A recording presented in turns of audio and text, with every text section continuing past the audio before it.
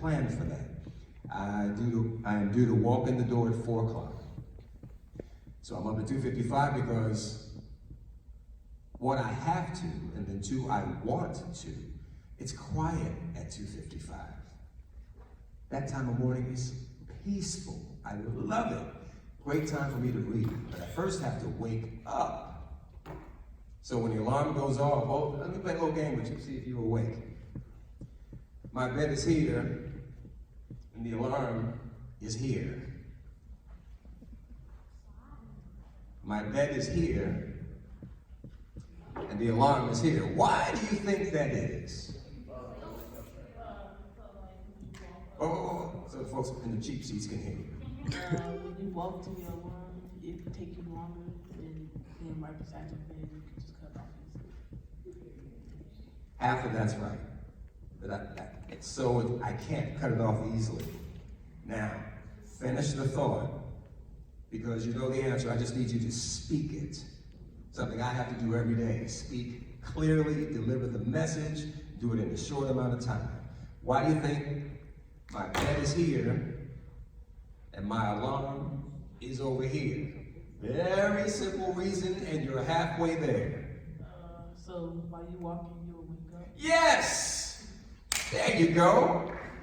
When I get up, I get up. I wake up. Because if it's nearby, I'm going to go click 5 more minutes. Click 5 more minutes. Who does that? See? And I've lost 5 minutes that I can't get back. I lost 5 minutes that I can never get back. So, the alarm's over there. Get over there, turn it off. I am awake. I'm standing in the middle of the floor, and then I do something that is extremely important to me. I hope it is to you. I'm sorry, what was that? Say what? But you were thinking something that's probably important, and something that I'm about to say. Let's share it with me. No, you're not. What's your name? I got a feeling I'm gonna come back to you, Leah. Nice to meet you. Hey, that rhyme, Leah, meet you. I'm gonna work with that. So I'm standing in the middle of the floor at 2:55 in the morning. I'm awake. First thing I do is put my hands up in the air. Can you hold this for me, please? Put my hands up in the air like that, then I turn them like that, and I say 2 words. Thank you, God. Say it. Try it one more time. I say 2 words. Good morning. Close, but don't go from your original thought. Your original thought was correct. Close enough. But actually, I can say thank you, but I'm saying thank you, God. That's me. That's me, my belief system. I give thanks for the simple act of waking up. When I go in and check what the rundown is for the day ahead and what's on the news agenda, within 5 minutes I know I'm going to tell you that somebody did not wake up. It's part of what we have to report. It's part of what we think you want and need to hear. What's new, what's important. And the most important story we report every day is about life and the extraordinary loss of it. Overnight, we had a story of an accident involving a train and a truck. The truck crossed the tracks at the wrong time. High-speed Amtrak train slammed into it. The driver of the truck died. This was probably somebody on his way home from work or delivering a load, and like that precious gift of life, gone. It was a man, and we're assuming that it was an accident. And he probably had someone waiting for him at home. And now lives have been changed forever in an instant. It's extraordinary. It involved a train which had 60 people on board, a truck, an accident at a busy intersection and crossing, so it affected people. And so it was extraordinary, it was new, it was important, and it involved life and the extraordinary loss of it. So we told you about that this morning. So within 5 minutes of being on the air, I'm telling you about somebody who didn't do what I did. Wake up. So as part of my routine, I never take this act of waking up for granted. And I I try to make something about this day special. I try to make the day count. And part of what I'm doing is sharing the time with you. And that to me is making this day count. Because I'm going to say something that you're going to remember. I hope you're going to think. Think before you act. Because your choices have consequences. I hope you're going to think about what it is you want to do with your life. And if you've already made up your mind, congratulations. Who doesn't know what you want to do when you graduate from school? And that's okay, because you got time to decide. One thought to keep in mind is, if you don't decide, somebody will decide for you. So you got time to think about what you like to do, what you do well, what you are interested in, maybe something that you can do that other people can't, or maybe not as well. Maybe you have a skill, or you're developing a skill. And again, there is a need for that skill. If part of your objective is to get paid, you will, because people will pay you to do what they can't or don't want to do. And if it's something that is needed, if you find a need, you will be rewarded in a variety of ways. So I'm going to plant some seeds today, or fertilize the ones that have already been planted. We're going to talk about communications and how I got interested.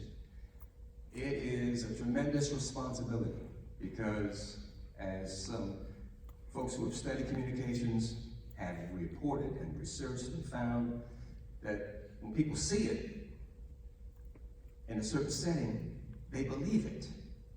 Marshall McLuhan, look him up, learned this in college, one of the first classes I had. And the professor was saying, talking about the awesome responsibility of being a communicator with an audience, that if it's on TV, people believe it. If it's in print, people believe it. If they hear it in a certain media or medium, they believe it. So the thought was that media, or the medium, is the message. That if it's on, it's legit. And as we're finding out now, everybody is on or is creating their own media. And so that makes a very confusing environment for what and who you believe. And so we in mainstream media work doubly hard, or continue to do what we have been doing, to be fair when we tell you what you want to know and tell you what you need to know. There's a big challenge in trying to be fair because of the simple act of choosing what facts we report and being limited by time. So we face this challenge every day as we try to answer the questions. What do people want to know? What do people need to know? How can we use the tools at our disposal to tell you that, to answer those questions? The who, what, when, where, how, and why, but also because of so much competition and the business aspect of being on and having to pay our expenses and to make money as a viable business, we're constantly thinking of how to keep your attention, how to convince you to put the remote down and watch us for 10 or 15 or 20 minutes or so. Because we get paid by how many people are watching or listening. And you have 500 choices or more. So our challenge is to make it interesting, or to use the tools and the resources we have to get your attention and to hold it. But still, to be fair, to when we can't let the story tell itself, to answer the questions, who, what, when, where, how, and why. And those other questions like, who cares? Or why you may want to consider caring about this, or why you may want to look a little further into the story to find out something. So it's a challenge. Another part of the challenge is the folks who are out there who will tell a variety of versions of the same story and not back it up with anything.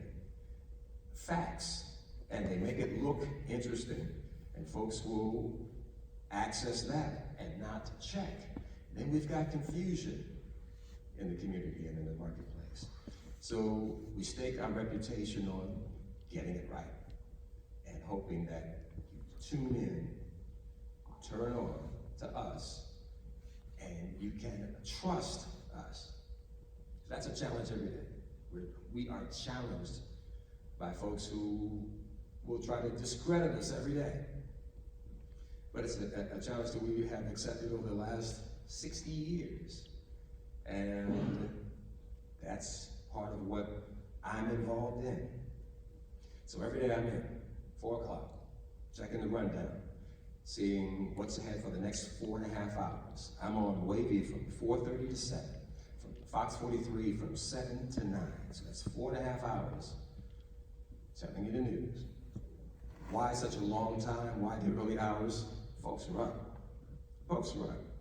As I'm driving in, there are a few cars on the road, but shipyards are running. Military bases are running. Hospitals are in operation.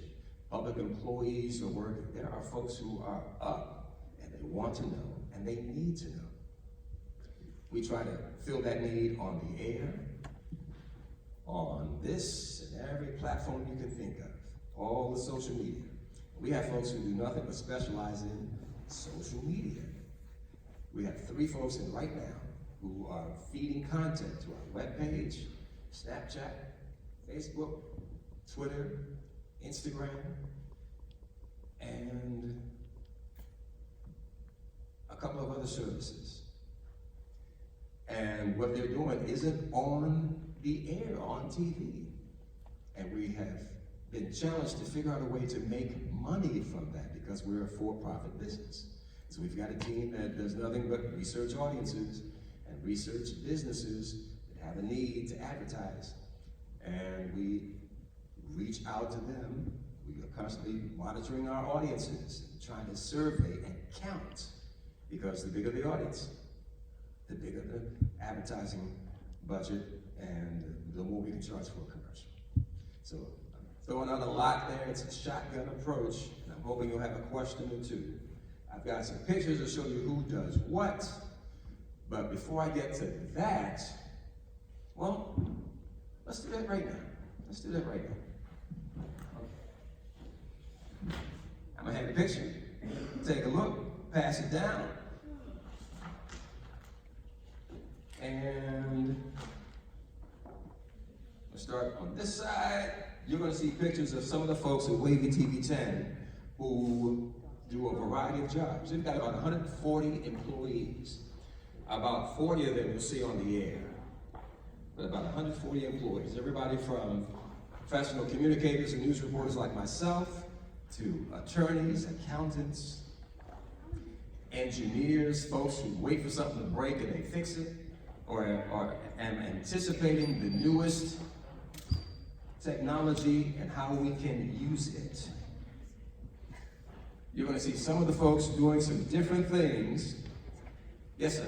And at some point, you're going to have a question.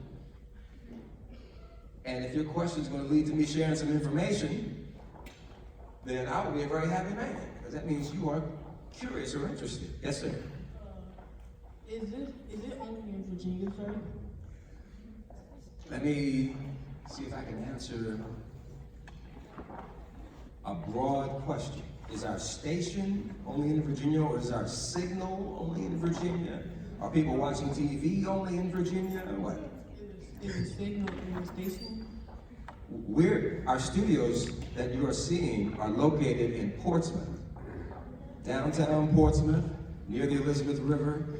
Anybody know anyone near works at Norfolk Naval Shipyard, the repair yard in downtown Portsmouth on the Elizabeth River? Well, that's where we're located.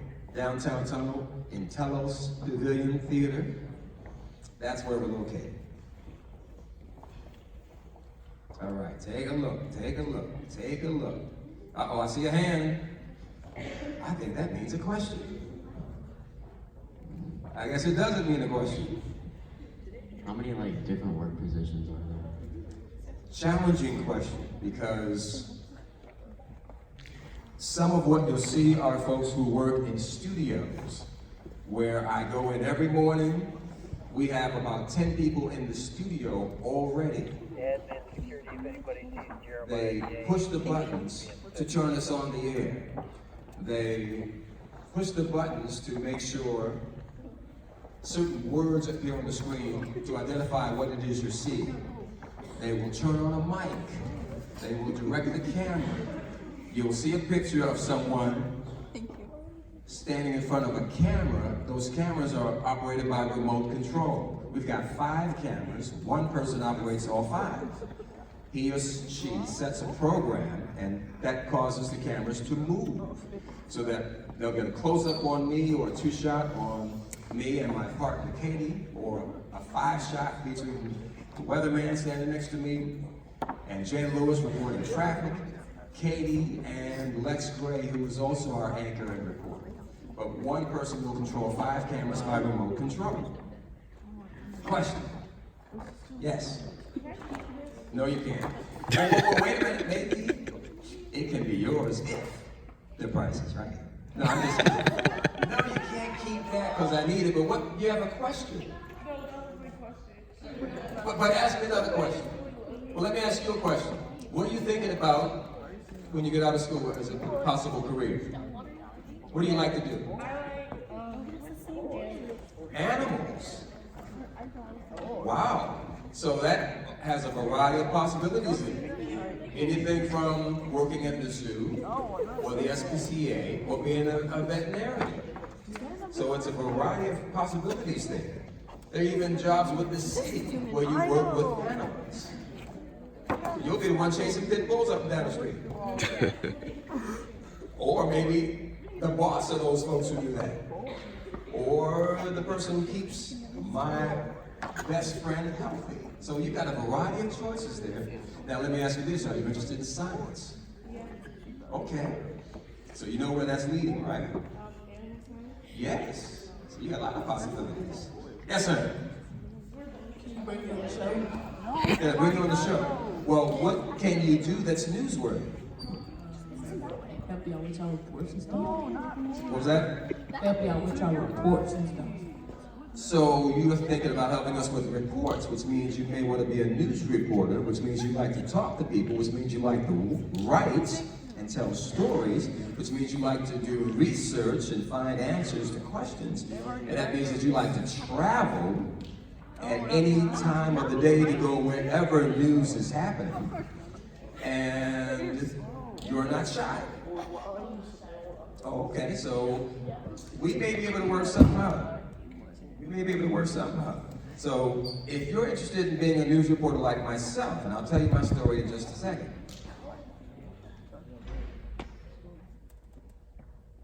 A lot of the folks who work in news majored in journalism or English or one of the liberal arts. History is very important. History is something that we have to know. For instance, why is there a war in Afghanistan, and why have we been fighting in Afghanistan for 17 years, but there have been tribal wars there and no real controlling government forever? Why are we in the Middle East right now? Why is it so significant that the leaders of Turkey and the leaders of Saudi Arabia are at odds or arguing back and forth? And what does that mean to us? And a lot of that is rooted in history. So folks who know history are very important to TV news operations, because that means you have a sense of what's happening around the world and what it means right here in Hampton Roads. I mean, answers to questions about history will help you understand why we have the world's largest military base, world's largest Navy base, right here in Norfolk, and the world's largest military shipbuilder right here in Newport News. But it directly or indirectly is rooted in history. Yes, sir. What time I go to bed? On a good night, 8 o'clock. I automatically wake up at about 2:50 or 2:55. It's not the 8 hours that I need, but I've kind of learned to make it work. What also helps is getting a nap sometime during the day. What was that? No, that was a very interesting comment, because it's something that I have looked into. You said technically what? You only need 7 hours of sleep. That's a very interesting comment, and I'm hoping that that's correct. I'm hoping I only need 5. But it is something that I am concerned about, how much sleep I get. So that's an interesting comment, and it shows that you like to read. Or you like to listen, but you like information and you retain it well. So you've got a number of career possibilities on tap. Question. After what you've seen, just brief glimpses of some of the people doing a variety of jobs at the TV station, hit me with a question. Yes, sir. Do you work every day of the week? 5 days a week. 5 days a week, but I'm always on call because I host one of our major programs, and if something breaks, we will want to cover it a certain way and with certain people, and that means that I'm always on call. In the days that you don't work, do you still wake up at like 3 or 2:55? In the days that I don't work, do I still wake up at 2:55? Yes. And then I happily jump back into bed and go to sleep. Yeah. Yes. But it took a long time to get used to waking up at that hour. So I had to develop a routine that helped me to wake up, and it involves exercise. So every morning I'm going through a series of stretching and exercise, push-ups, squats, lunges, stretching, all of that to help wake up. Yes, sir. How old do you gotta be to get on the show? It depends. That's an interesting question because anyone can make news. To be one of the reporters usually requires that you graduate from college. But it's not necessary. We have a couple of folks who have experience in the military. And one of my former partners, Carrie Fury, joined the Navy out of high school. She traveled around the world, and that is invaluable experience. She's been in Korea, Haiti, Europe, 5 years in the Navy. She is very familiar with the military, and that is so important in our area. What's happening with the Air Force, Army, Navy, Marines, and Coast Guard, and she's very familiar with how they operate and who to talk to get answers to certain questions. So that experience, and when she was in the military, she worked with the military's TV network. So she got experience there in the military in broadcast journalism. Got out, got a job in Texas, and that job in Texas helped orient her to commercial TV, and then from there, she applied here and was hired here. So a variety of experiences, but military is it's a big plus on your resume. Question? Yes? You ever wish you could have a different job? I thought about it. One of the other careers I thought about was mortuary science.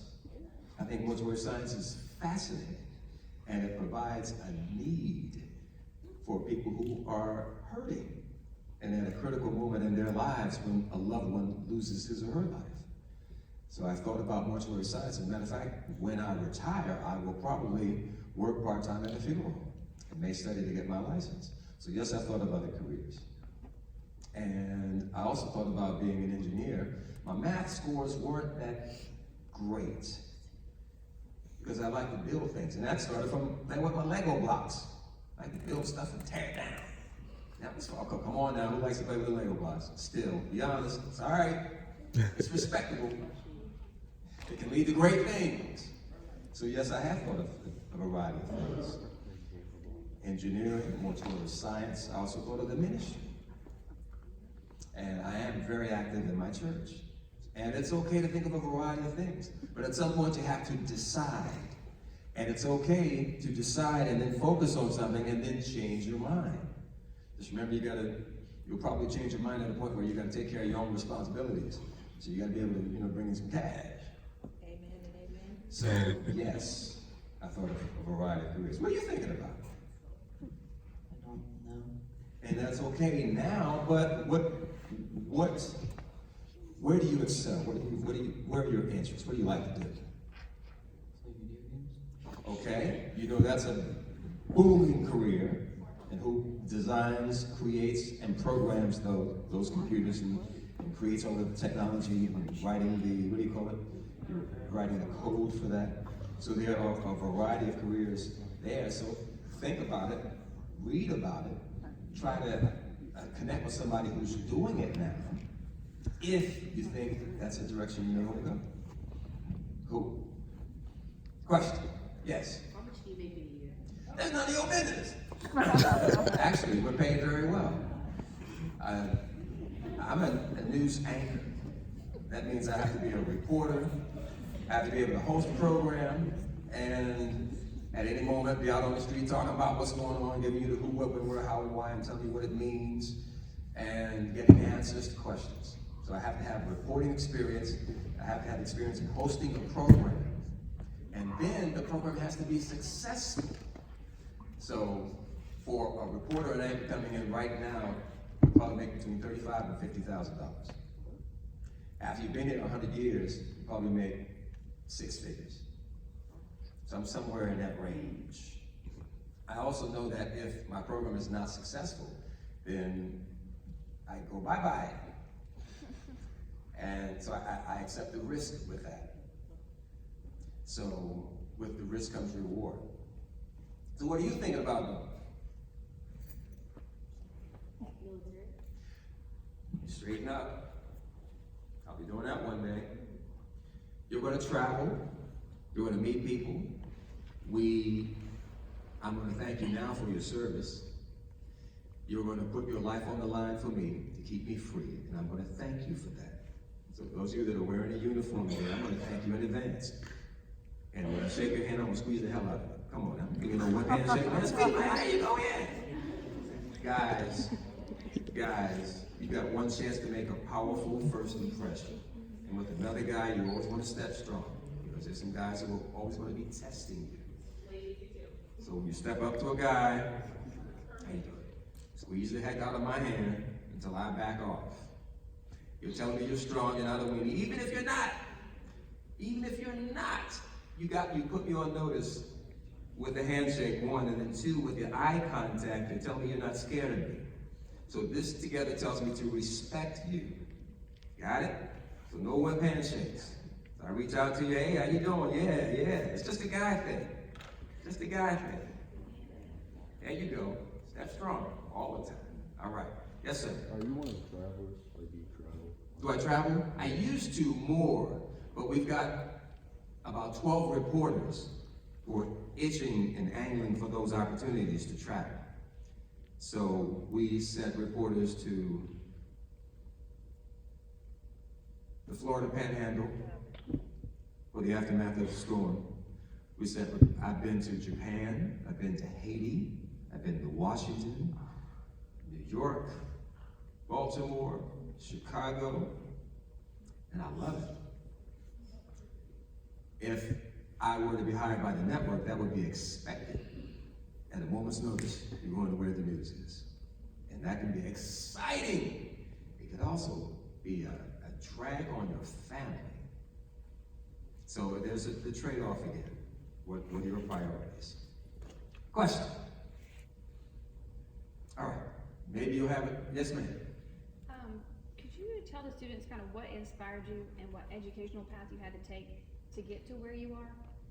Yes. Can I do it in a rhyme? Okay, work with me on this. Let me tell you the story about a kid named Special D. He thought he was regular, not a star, excuse me. Now, all Special D wanted was just to fit in, be one of the boys, run with the girlies and win. At basketball and some of the games people play, he just wanted to be accepted by the kids around the way. Couldn't sing like Mel Biv or dance like Heavy D, but he had his faded haircut and $10 Nike. Y'all didn't catch that? Well, when I was in high school, Nikes only cost $10. Thank you very much. Special D was no dummy. He was smart as a whip. He could run through his homework, read and understand the trip through the world of ideas, people, places, and things. Had ideas of his own, but no one looked at his ring of thought. Special D liked to play and be cool. So much so, he missed assignments in school. Failed 4 classes in his first year alone. Dropped 3 more the next. Wasn't afraid to go home. Why? He had accelerated courses. Mom cut him some slack, and he played it to the hilt. He needed room to relax. 9th grade was wasted. Special D didn't care. Well, he said he didn't, but deep down in here, he knew he could ace science, history, and math. But the fellows called him nerdy if he did well and passed. About tomorrow, his future Special D had no clue. Like most kids, he lived for today, like some of you. And then one day, as he was lunching in the caf, he heard a strange sound that kind of made him laugh. Some kids were on the mic trying to rock the PA. but they didn't have a clue on what to do or say. The Special D could read, he had an okay voice. He could join that club, it was just his choice. Nothing to it but to do it, so he did Special D. Signed up for the club and rocked with a new buddy, the mic.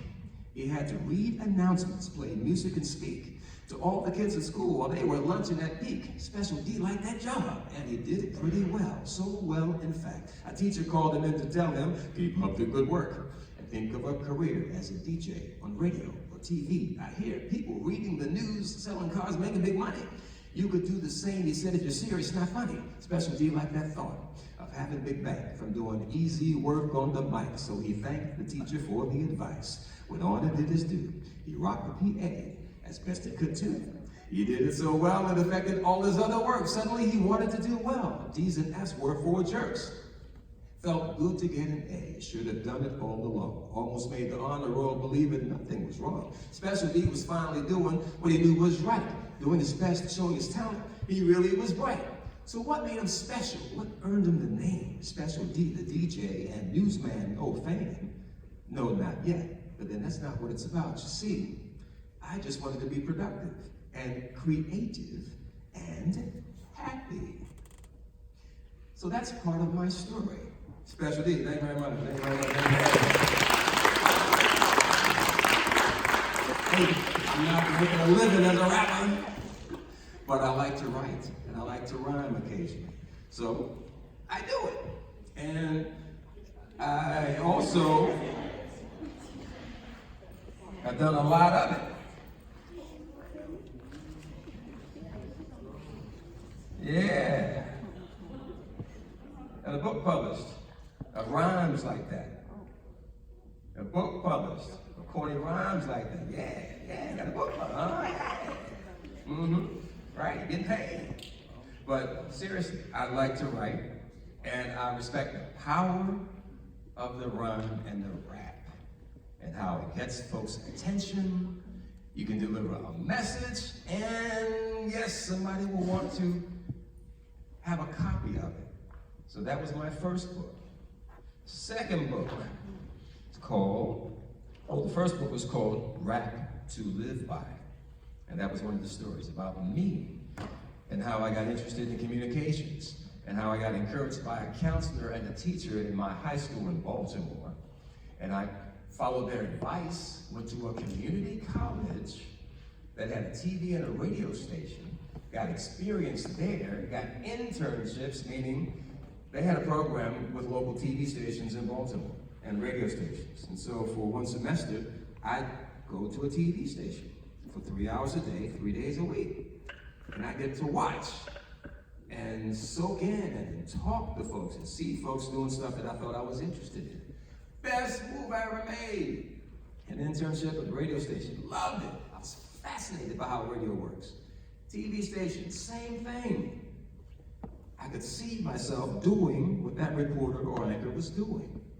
And that helped seal the deal for me. I said, yes, I want to do that. So the internships helped.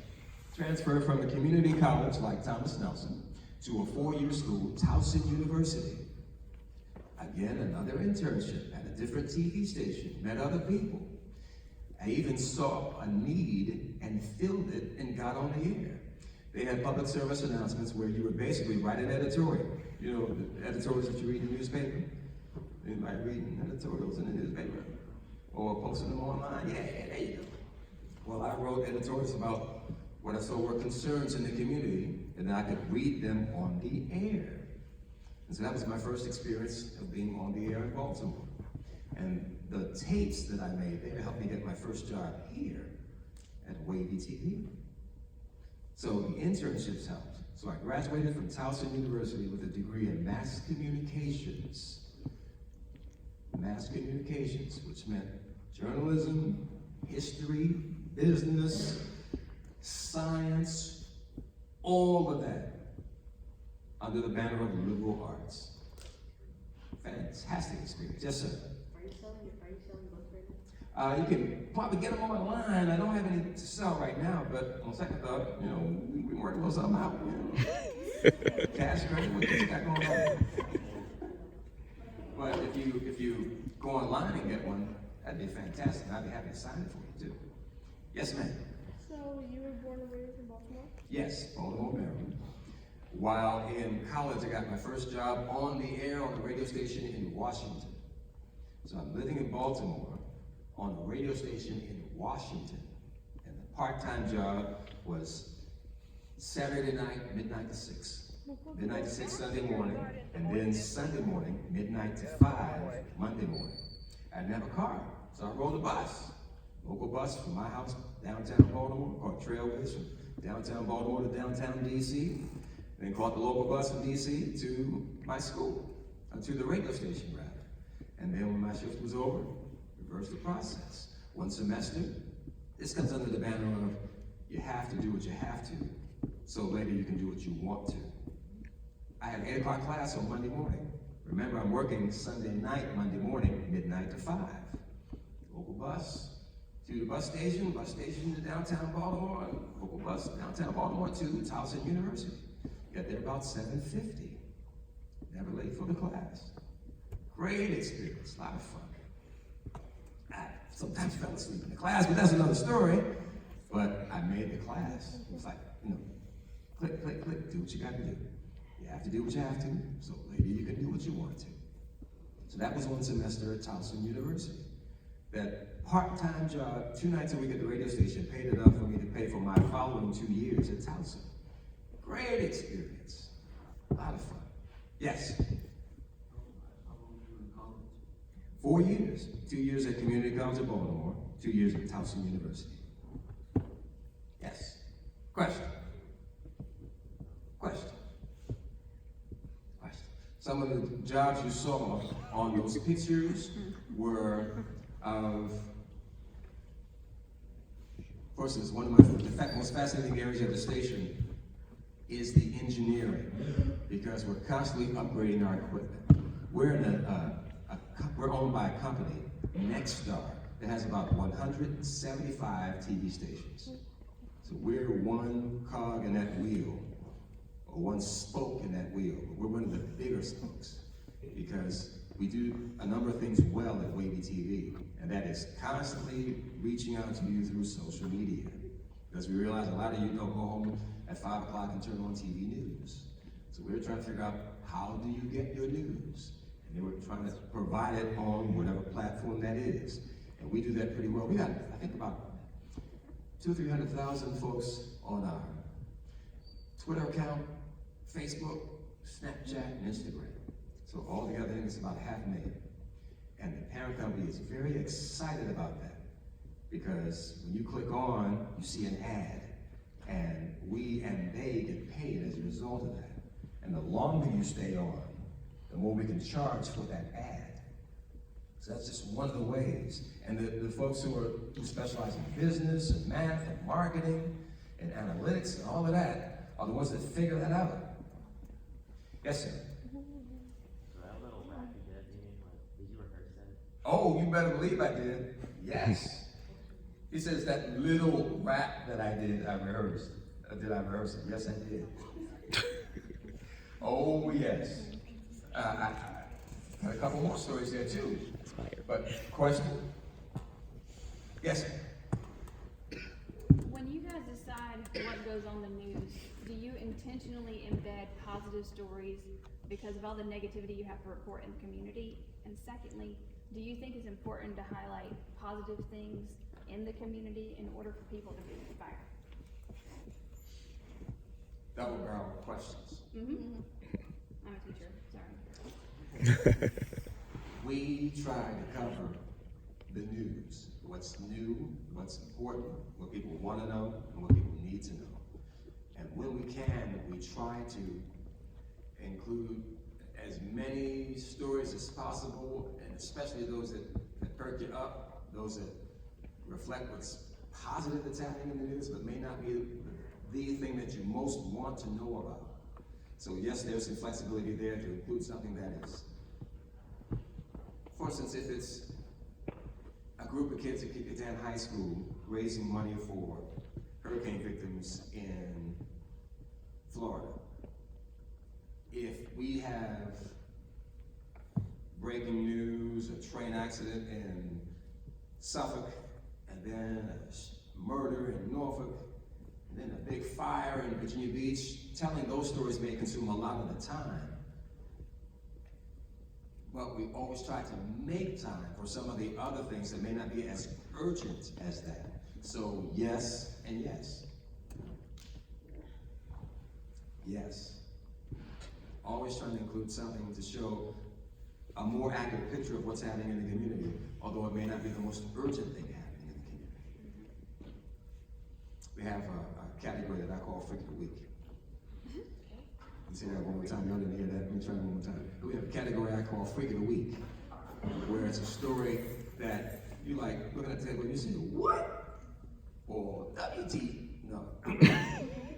Where it'll make you look or think or perk up or snap your head or something.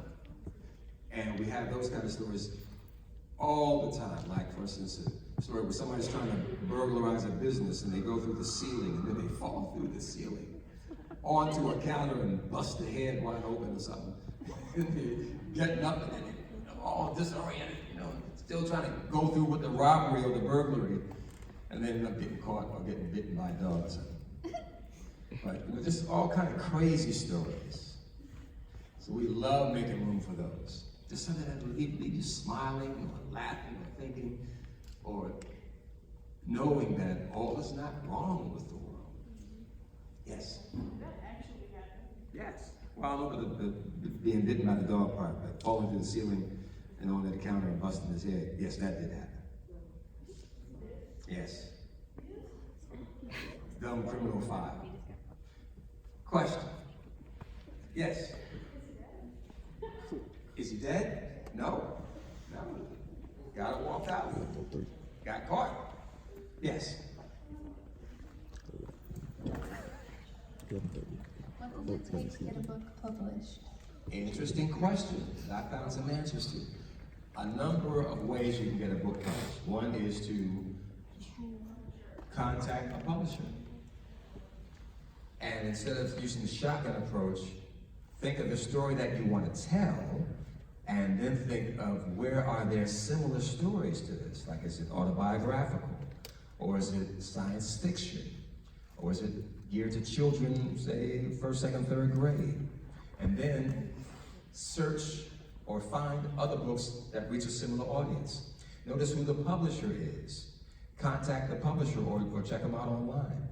They always have a page that tells you how to submit inquiries, ask questions, or submit your manuscript, or what they want from you before they will read your manuscript. So that's one way to appeal to a publisher that way. Another is to publish your own book. And there are a number of businesses that are called self-publishers that will publish your book and make it look professional. And you will pay them to publish your book. Then they'll help you market it. And what you find out is that you will have to be your best salesperson and best spokesman for your book. You're going to have to hustle.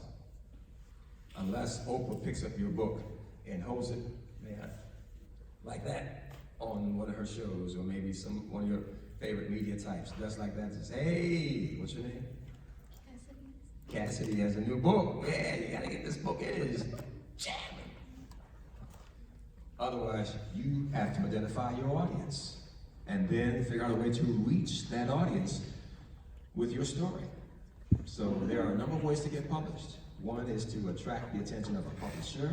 They will pay for everything, and then maybe break off a little 10-15% to you. Or you pay the $1,000 to get your book published, and they help you market it, and then you go to every book fair or every bookstore, knock on the door and say, hey, may I have a book signed? And then you create an event that's going to attract people, and you share your story with them, and they buy you. So that's a couple of ways to get it done. Or, of course, online. You create some noise, by posting something that gets folks' attention. That's part of your book, and then you get the word out that way. So there are a number of ways. But study someone who's done it, because you may be able to use some of their techniques.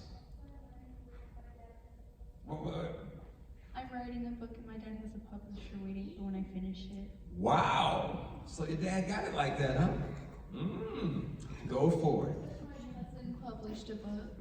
My cousin Shaylee, she published a book. Anybody read Shelley's book? Yeah, everybody read Shelley's book. I'm just kidding. But I can't remember the name. did you read Shelley's book? Yeah, I read it while she was writing it. Oh, so you didn't pay for it. You kind of like leaned over her shoulder, huh? No, because she let me, because she had me like recommend stuff and help her with it a little bit. So you were the editor, Kind of. a consultant. She could give you some credit in the book. This is fascinating, right? I didn't want credit because I was writing my own at the time. This is fascinating. I'm going to want to see a copy of your book when you're done. But get it done. Get it done. You have a story to tell that only you can tell. This is an important point. You have a story to tell that only you can tell. And you notice who I'm talking to. Let me see your eyeballs, because I'm talking to you. You have a story to tell that only you can tell. I told you my story. Oh, on my path to fame and fortune while in high school. Before I locked in on communications, I worked at a restaurant as a busboy. Oh yeah, I tore tables down and set them back up for the waiters and folks at the restaurant, quick, fast, and in a hurry. And the waiters broke us off a little something from their tips. And on a good night, I'd go home with $25 in cash. Tips from the waiters for busting down their tables and setting them back up. I worked as a janitor with my brother-in-law. Yeah, and clean toilets, empty trash cans, all of that. Yeah, do what you have to. You have to do what you have to, so later you can do what you want to. See, you worked as a waiter, worked as a busboy. I'm not a waiter, busboy, as a janitor. Yeah, I've had a few jobs. Yes. What was that? Say that again. Have you ever messed up on the air before? Oh, yes. Every day we have a moment. Every day we have a moment where I mess up, but I try to quickly correct it and then continue. And I'll mess up for a variety of reasons. One, I'm not prepared. I may not have read the copy before. A lot of what I read is written for me because we have a staff that prepares the news starting at like 11 at night. And I get in at 4 and then try to proofread as much as I can. And then I'm checking it as the show continues because we're constantly adding new material. And sometimes there will be a name that I'm not familiar with, or a term, or a typo, or our copy is fed into a computer and it appears on the screen next to the lens of the camera that you saw in one of those pictures. Somebody's controlling the flow of the copy in front of the camera as I'm reading. And if they hesitate or nod or go to sleep, which happens every day, if I'm not ready to pick up the copy from my computer screen in front of me that has the same thing, there's going to be a moment, or a stumble, or a mess up. I have to play it off, reconnect, continue telling the story, not draw attention to the mistake, keep on rolling. And don't worry about being embarrassed because it happens. But I try to smooth it over and not dwell on it. So yes, and it checks your pride, it checks your professionalism, and you become humble very quickly because everybody has a moment. Yes? Has there ever been a natural disaster during when it's live? Have we ever had a natural disaster that I've reported on? Happening when you were reporting on something else? That's a tricky question.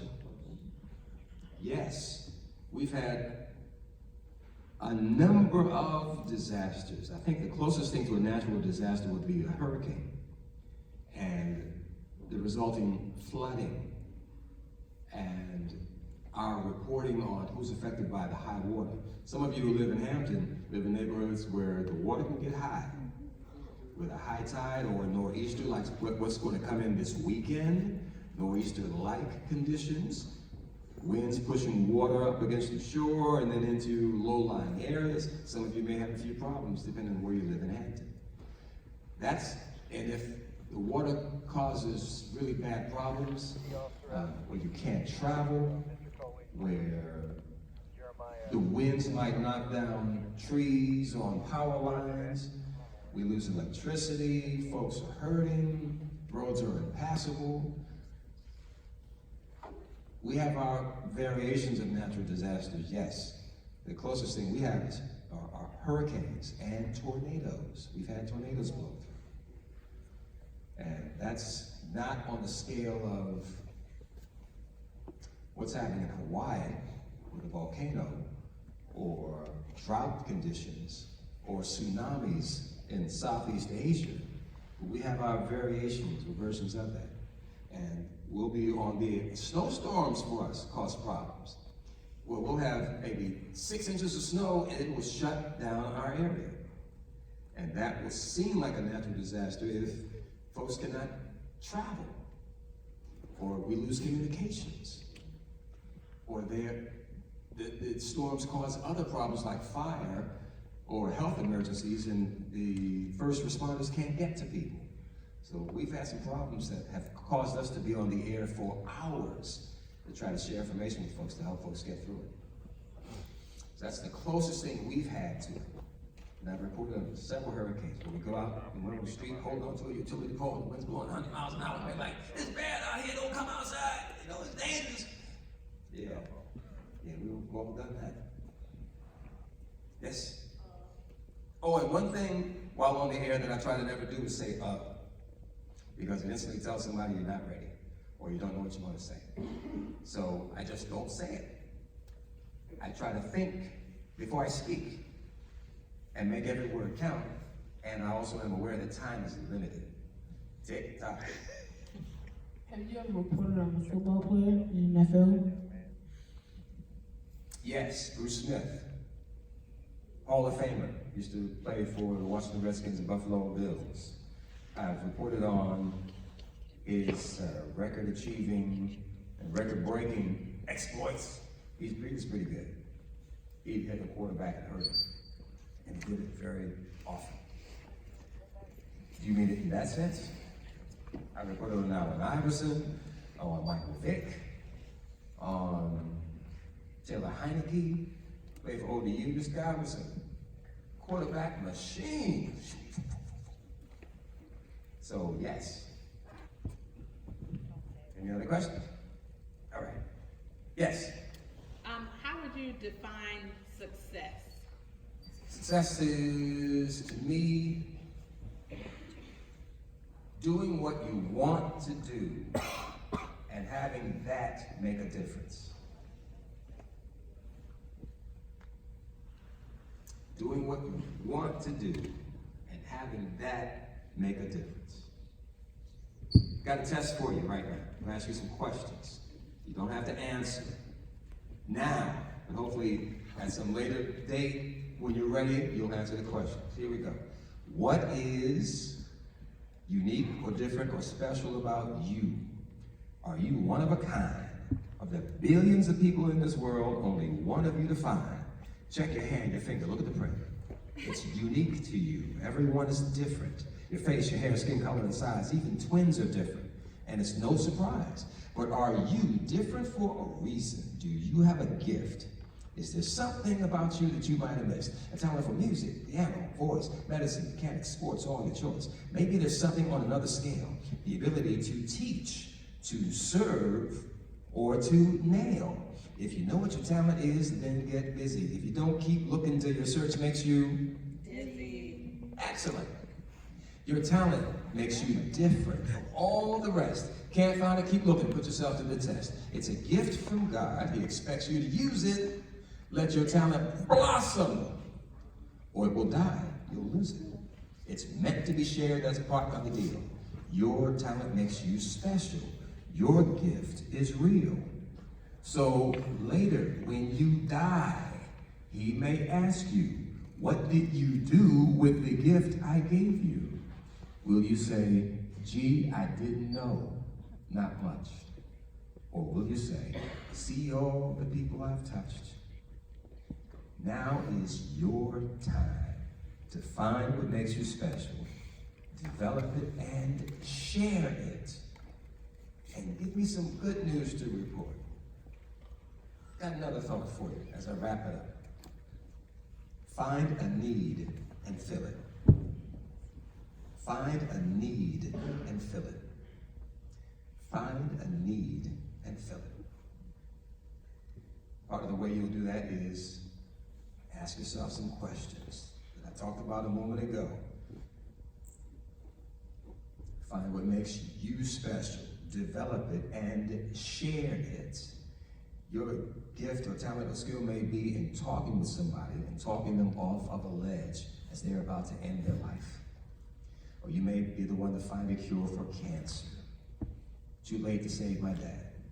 Maybe you'll ask a question, get an answer, and find a cure for AIDS. Too late to save my brother. Or maybe you'll find a way to keep drivers alert so they won't lose control of their vehicles and won't kill people, like my 2-year-old cousin.